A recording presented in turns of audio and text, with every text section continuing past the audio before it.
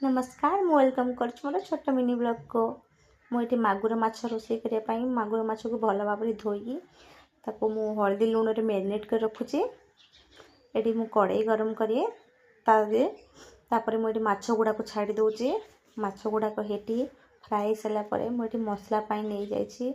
मागुर माछ जेहेतु ताको तो बेसर निहाती जरूरी तो मुझे बेसर ग्राइंडर कर नहीं तापर माछ गुड़ा को हो सारा पर मुझे जगह को काढ़ी नहीं। एठी मु खट्टा नहीं खट्टा जेहेतु आपण पाखरे आंबुल थिले एठी आंबुल आपण ऐड करि परिबे। मो पाखरे जेहेतु आंबुल नथिला तो मुझे खट्टा ऐड करिछि। मुझे मसला को कषि सारिबा परे हळदी लुण देइछि। मसला को बेसी समय कषिबेनी एटा सोरिष मसला तो कम समय कषिबा को पड़िबो। एठी मसला हबा परे मुझे खट्टा पानी टिके देइछि। खट्टा पानी दे सालबा परे मुझे पानी दे देबी।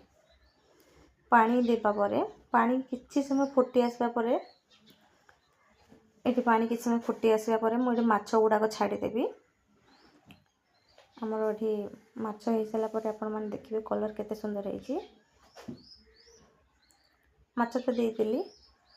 जदि मो भिडियोटी आपण मानक भल लगी थाए सब्सक्राइब करदेवे, लाइक करदेवे, कमेंट करदेवे। जय जगन्नाथ।